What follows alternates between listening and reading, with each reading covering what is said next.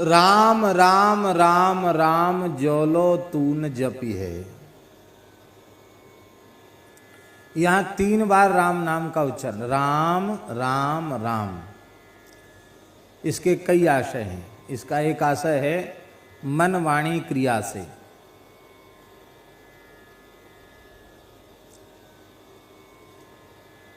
एक आशय है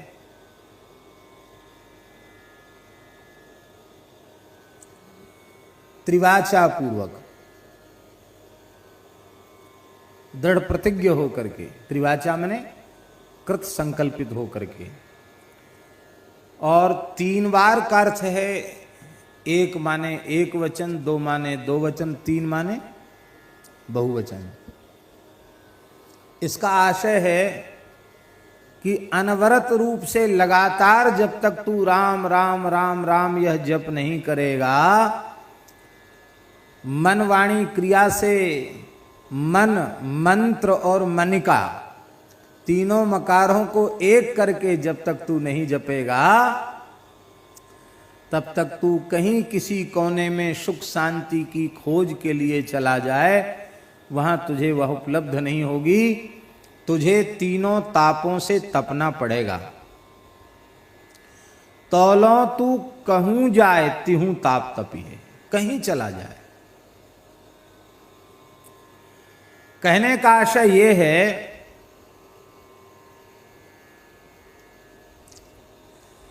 कि सुख प्राप्ति का संकल्प लेकर राम नाम को छोड़कर जो भी कोई अन्य साधन तूने मान रखा है, समझ रखा है,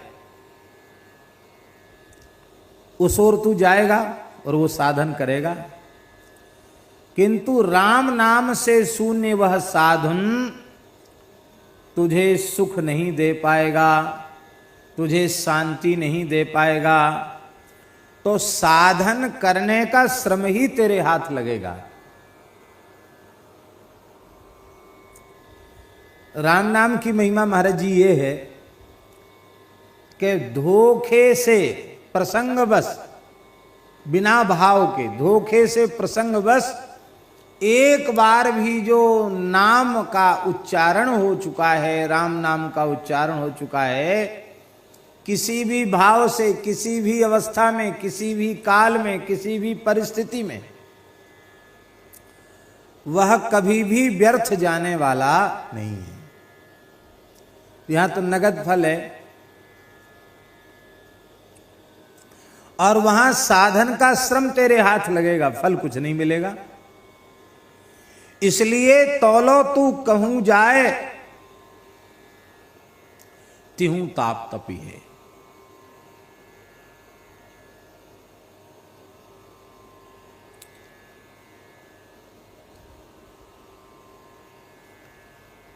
गोस्वामी तुलसीदास जी महाराज विनय पत्रिका के 173वें पद में कह रहे हैं, एक पंक्ति, यही कलिकाल सकल साधन तरु है, श्रम फलनि फरोसो। गोस्वामी जी के शब्द हैं। इस कलिकाल में संपूर्ण साधन रूपी जो वृक्ष है,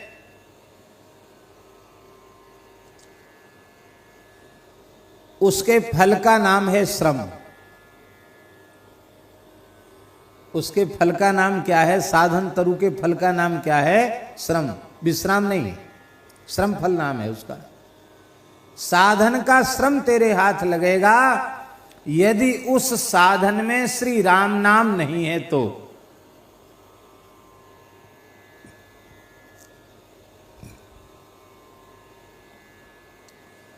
एक जगह गोस्वामी विनय पत्रिका में कह रहे हैं, मिटे न दुख विमुख रघुकुल वीर। राम जी से विमुख तेरा दुख कभी मिटने वाला नहीं है। कीजय जो कोटि उपाय त्रिविध ताप ना जाए। करोड़ों उपाय कर ले, तेरे त्रिविध ताप की निवृत्ति बिना श्री राम के नाम के आश्रय के संभव नहीं है। अब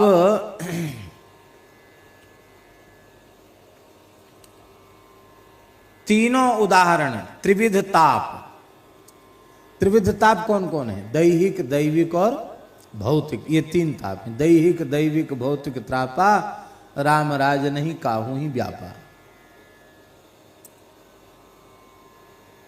अब ये तीनों दैहिक, दैविक, भौतिक तीनों तापों के निवृत्ति बिना राम नाम के क्यों नहीं होती है, इसके उदाहरण प्रस्तुत कर रहे हैं गोस्वामी जी। सुरसरि तीर बिनु नीर दुख पाइए।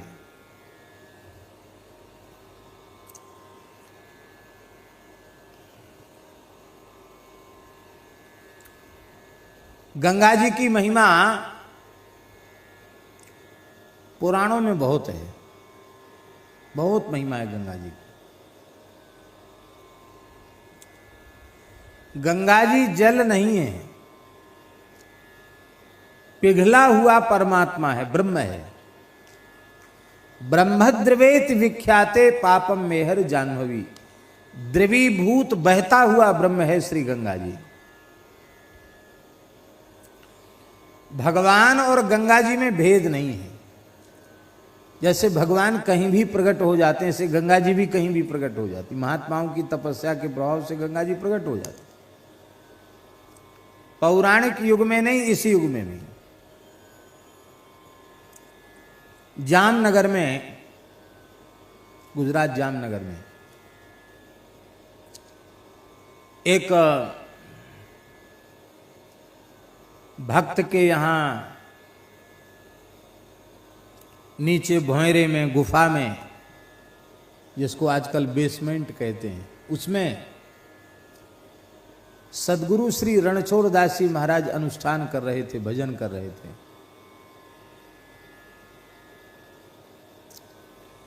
उसी बेसमेंट में गंगा जी प्रकट हो गई। आज भी हैं, चाहे गंगा जी का जल पी लो, चाहे वहां का जल पी लो, बिल्कुल वैसे ही जल।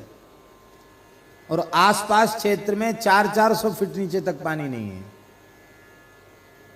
और बेसमेंट कोई बहुत गहरा थोड़ी है, उसमें गंगा जी भरी हुई हैं, आज भी भरी हुई हैं।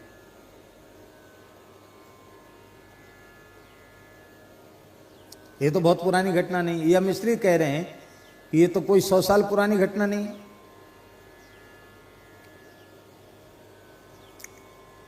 कल स्वामी श्री नवलराम जी महाराज छोटी थोड़ी सी परिक्रमा कल की, तो गुफा का दर्शन किया। वहां जल कैसा जल था, ऐसे लगता है एकदम गंगा जल है। तो कल से आज में तो शोभा और विलक्षण थी। आज बहुत जोर का झरना झर रहा था, बहुत जोर का झरना आज झर रहा था। तो हम तो सवेरे ही गंगा जी चले गए प्रार्थना के बाद, और कम से कम 1-1.5 घंटा गंगा जी की धार में बैठे। बड़ा दिव्य जल, और वो झरने का जल तो एकदम शीतल था और गुफा का जल गर्म था। बड़ा दिव्य। गंगा जी की बड़ी महिमा है। धन्य देश जहां बह सुरसरी, धन्य नारी पतिव्रत अनुसरी। कितनी महिमा है गंगा जी की। गंगा जी का दर्शन नहीं, स्नान नहीं, गंगा गंगेतियो ब्रूयात योजनानां शतैरपि मुच्यते सर्व पापेभ्यो विष्णुलोकम स गच्छति। सैकड़ों योजन दूर खड़े होकर गंगा गंगा गंगा ऐसा उच्चारण करे तो सारे पापों से मुक्त होकर विष्णुलोक का अधिकारी हो जाता है। ऐसा पुराणों में लिखा है। कितनी महिमा है गंगा जी की, बहुत भारी महिमा गंगा जी की। गोस्वामी जी कह रहे हैं, जिन गंगा जी के दर्शन मात्र से हरति पाप त्रिविध ताप सुमिरत सुर सरित, देखत दुख दोष दुरित दाह दारिद हरनि। जिन गंगा जी के संबंध में तुलसीदास जी ने विनय पत्रिका में ऐसी बात कही है, उन गंगा जी के तट पर राम नाम से विमुख प्राणी पहुंच गया अब रोगग्रस्त है, रोगग्रस्त अवस्था में वहां पहुंच गया।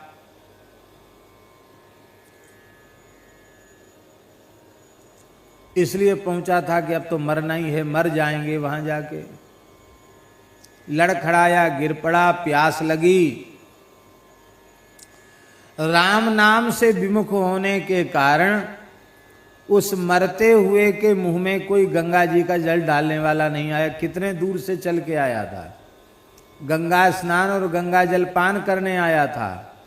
गंगा जी के तट तक पहुंच गया, लेकिन जल की प्राप्ति गंगा जी के नहीं हुई। क्यों? क्योंकि वह राम नाम से विमुख था। अथवा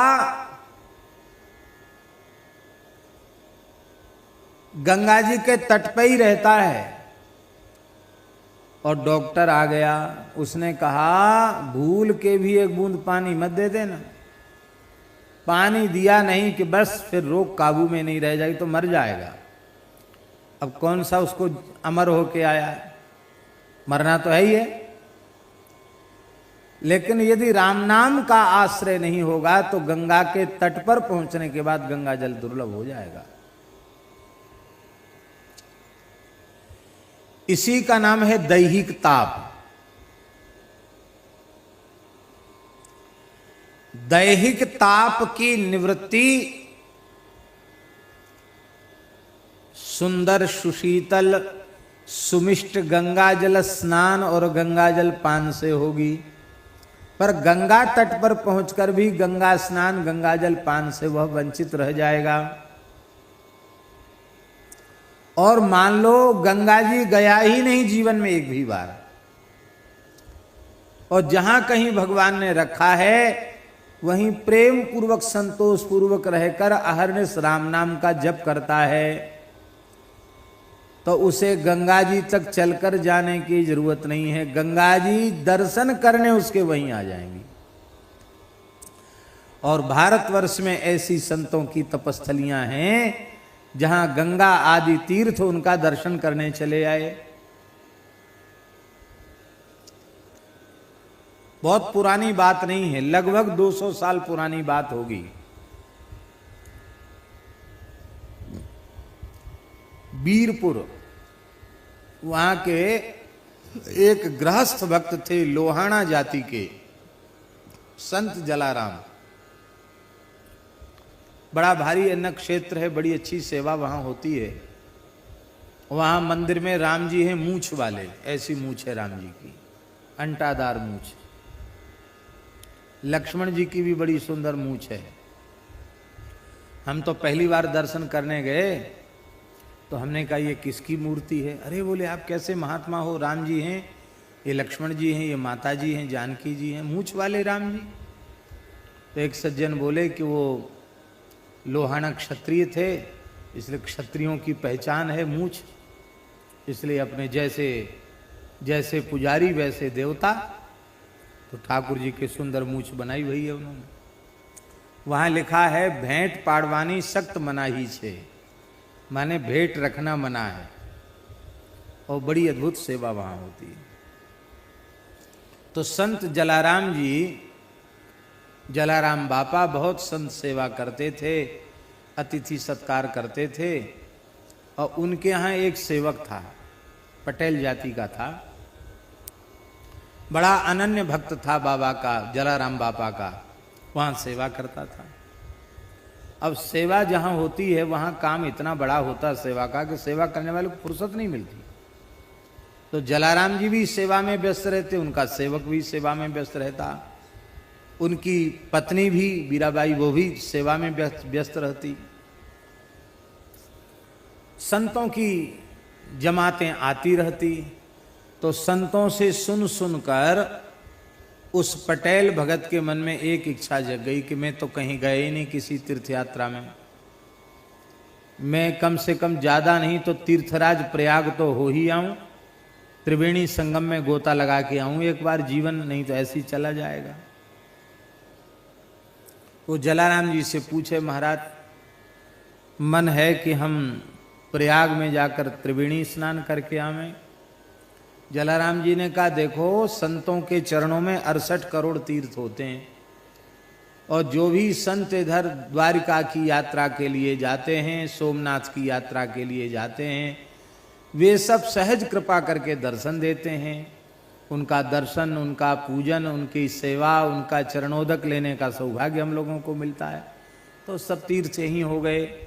और अहर्निश राम नाम का हम लोग जप करते हैं, कीर्तन करते हैं, तो जहाँ हरिनाम कीर्तन होता है, ठाकुर सेवा, साधु सेवा, गौ ब्राह्मण की सेवा होती है, वहाँ तो सब तीर्थ अपने आप ही विराजमान रहते हैं। इसलिए कहाँ जाओगे, क्यों कष्ट उठाओगे, यहीं सब मिल जाएगा। लेकिन वो कई बार कोई बात दिमाग में बैठ जाती तो समझाने से भी निकलती नहीं है। वो तो कहे हो गया महाराज, हो जाएगा हो जाएगा, इतने दिन हो गए, अब तक तो कोई अनुभूति भई नहीं, आप जाने से मना करते हो, आप अनुमति दो, हमारे मन में जाने की बड़ी प्रबल इच्छा है। तो जलाराम जी हंसने लगे, बोले तो ठीक है, अब आज तो बहुत विलंब हो गया, कल देख लेना, कल चले जाना, तुम्हारा मन हो तो कल चले जाना। तो उसने क्या सोचा भगत ने कि ये रोज ऐसे ही कह देते हैं कि आज तो देर हो गई, कल देख लेना, और कल फिर वो सेवा में लग जाते हैं, फिर शाम हो जाती तो कहते कोई बात नहीं, आज तो कोई बात नहीं, कल देख लेना। तो इनका कल तो आवेगा नहीं, इसलिए अनुमति हमको हुई, हम आधी रात को यहाँ से चल पड़ेंगे।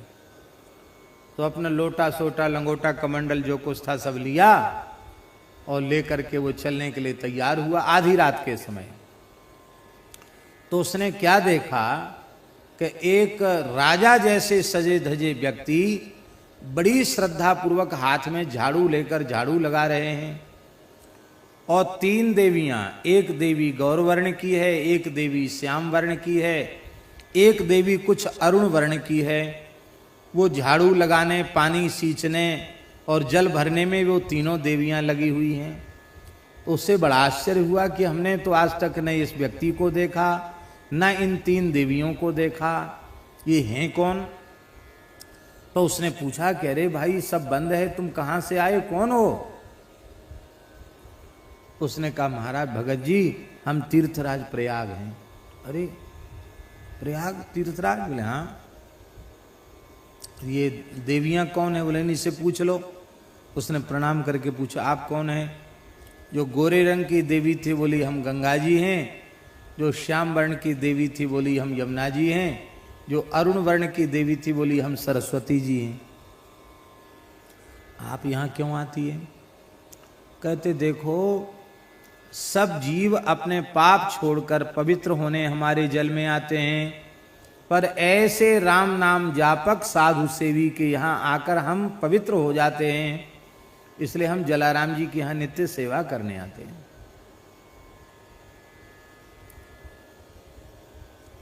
अब वो गया, उसने अपना आसन बासन सब निकाल दिया और सो गया जाके। सवेरा हुआ तो जलाराम जी ने कहा रे भाई भगत तुम गए नहीं? कहे गए तो नहीं, अब कभी जीवन में जाना भी नहीं है। क्यों? हम जाएं किसके लिए, कहाँ जाएं? तीर्थराज प्रयाग, गंगा यमुना सरस्वती तो यहीं आती हैं, तो हम कहाँ जाएं? ये है सबसे बड़ा तीर्थ राम नाम है।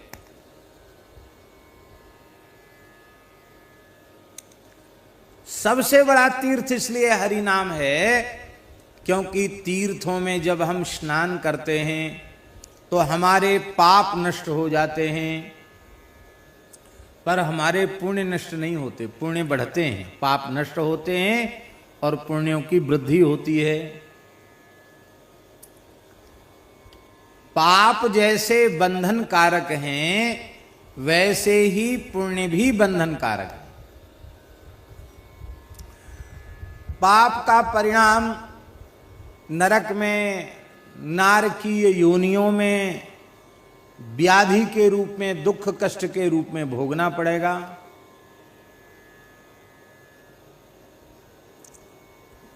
तो पुण्य का परिणाम भी सुख के रूप में, लौकिक भोगों के रूप में और स्वर्गादि लोकों में प्राप्त होने वाले भोगों के रूप में भोगना पड़ेगा। वैष्णव को नहीं। हाँ, ये विशेष सुविधा है। आप लोग कहें क्यों वैष्णव की सुविधा कहाँ से आई? ये सुविधा इसलिए है कि शरणागति के जो 6 अंग हैं, षड्विधा शरणागति ही, शरणागति के जो 6 अंग हैं, ये षड्विधा शरणागति वाला श्लोक लिंग पुराण का है। इस लिंग पुराण के पाठ में इस बार आया है। आनुकूल्यस्य संकल्पः प्रातिकूल्यस्य वर्जनम रक्षिष्यतीति विश्वासो गोप्तृत्वे वर्णम तथा आत्मनिक्षेप कार्पण्यम षड्विधा शरणागति। ये लिंग पुराण का श्लोक।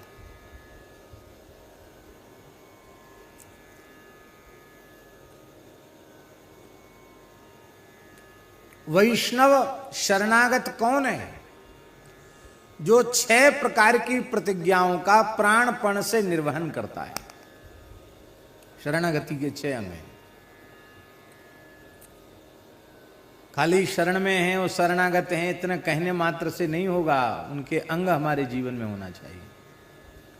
पहला अंग है शरणागति का अनुकूलता का संकल्प।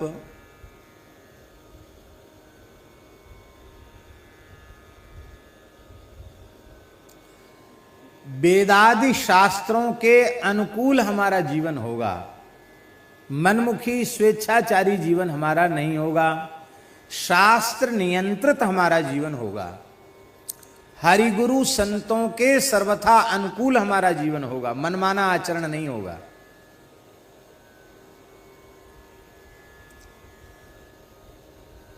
अब अनुकूल संकल्प करता है, पुण्य कर्म पवित्र कर्म करता है और करने के बाद उसका पुण्य अपने पास नहीं रखता है। तब क्या करता है? हरि ओम तत्सत ब्रह्मार्पणमस्तु श्री रामार्पणमस्तु श्री कृष्णार्पणमस्तु श्री नारायणार्पणमस्तु भगवान को अर्पित कर देता है।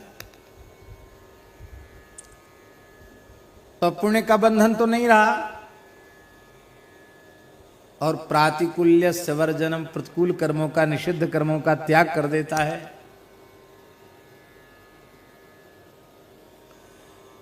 तो भगवत शरणागत होने से निषिद्ध कर्मों से तो बच गया और प्रतिकूल कर्मों का त्याग कर दिया और विहित कर्मों का अनुष्ठान करके उसका पुण्य भगवान के चरणों में निवेदित कर दिया। तो इस प्रकार का जो भक्त होता है वो बंधन से युक्त नहीं होता, बंधन से मुक्त होता है। और सामान्य जो विमुख प्राणी हैं उन्हें पुण्य पाप का परिणाम भोगना ही पड़ता है। पर महाराज जी, राम नाम रूपी महान तीर्थ ऐसा है, इसमें कोई स्नान कर ले तो पाप तो जल ही जाते हैं, जो पुण्य है वो भी जल जाते हैं। और पाप पुण्य दोनों जलेंगे नहीं तब तक संस्कृति के चक्र से जीव मुक्त नहीं होगा, तब तक जीवन मुक्ति का अनुभव नहीं होगा। इसलिए श्री सहजोबाई की साखी है, सहज श्वास तीर्थ बहे। तीर्थ माने नाम, राम राम। सहज श्वास प्रश्वास के क्रम से राम नाम चल रहा है। सहज श्वास तीर्थ बहे, सहजो जो को न्याय। जो कोई उस सहज तीर्थ में स्नान करता है, पाप पुण्य दो जरे हरिपद पहुँचे जाए। इस तीर्थ में नहाने से केवल पाप जलेंगे, पुण्य नहीं जलेंगे। और रामनाम रूपी महातीर्थ में गोता लगाने से पाप पुण्य दो जरे हरिपद पहुँचे जाए। जब तक पाप पुण्य दोनों समाप्त नहीं होंगे तब तक देह बंधन की निवृत्ति नहीं होगी, तब तक मुक्तावस्था की अनुभूति नहीं होगी। देखो, भगवान ने महारास के आरंभ में बंसी बजाई और गोपी दौड़कर भगवान के निकट पहुंची। तो किसी गोपी के पति ने उसको कुंडी लगा के, कबाड़ा लगा के, सांकल बाहर से लगा के ताला लगा दिया और कहा देखते हैं, कुंडी लगा दी, ताला लगा दी, अब देखते हैं कहाँ से भाग के जाती है। अब बेचारे को कोठरी में बंद कर दिया। तो भगवत मिलन में जो बाधा उत्पन्न हुई, उससे उस गोपी को तीव्र विरह का अनुभव हुआ।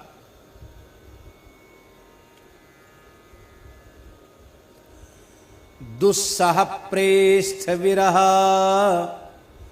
तीव्रतापधुता शुभा। असह्य भगवत वियोग में जो ताप, विरह का ताप उत्पन्न हुआ, उस विरह के ताप से उसके सारे के सारे अशुभ जलकर भस्म हो गए। लेकिन अभी भी भगवान नहीं मिले। अशुभ तो जल गए, भगवान नहीं मिले। और जब सारे अशुभ जल गए तो उसको समस्त प्रकार के अशुभ की निवृत्ति जब हो गई। अब यहां देखो एक संकेत है। संकेत ये है कि आप चाहे जितनी कठोर तपस्या कर लो, जप कर लो, तप कर लो, यज्ञ कर लो, दान कर लो, सारे सत्कर्मों का अनुष्ठान कर लो, सारे धरती के तीर्थों की यात्रा कर लो, सबकी परिक्रमा कर लो, लेकिन सर्वथा अशुभ की निवृत्ति नहीं होगी। कुछ न कुछ अशुभ का संस्कार बच के रह जाएगा, शेष रह जाएगा। नहीं हो सकता समाप्त।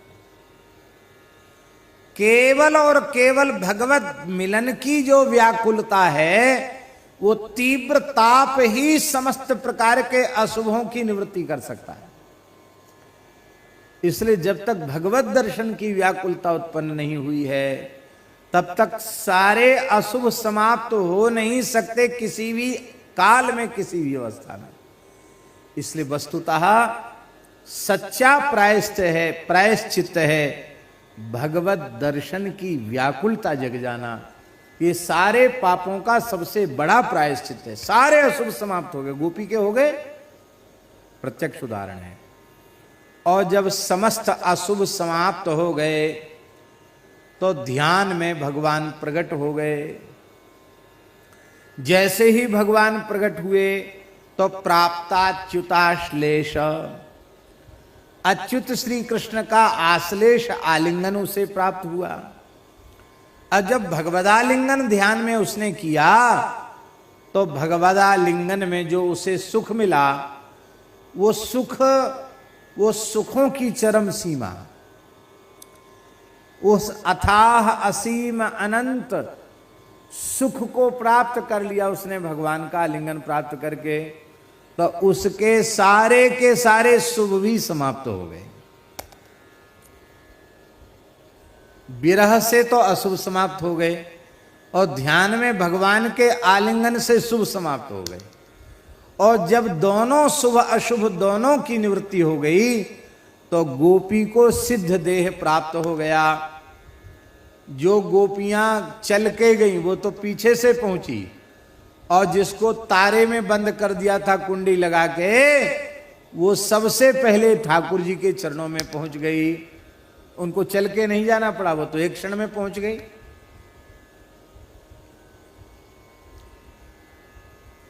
तो राम नाम से बड़ा तीर्थ कोई नहीं है।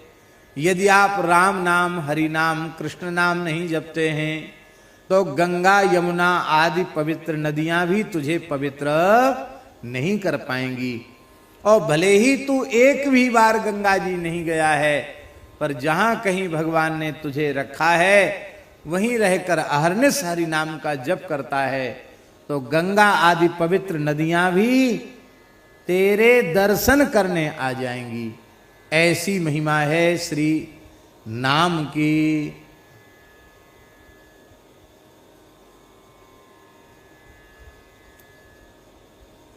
सुरसरी तीर बिनु नीर दुख पाई है, सुर तरु तरे तो ही दारिद सताई है।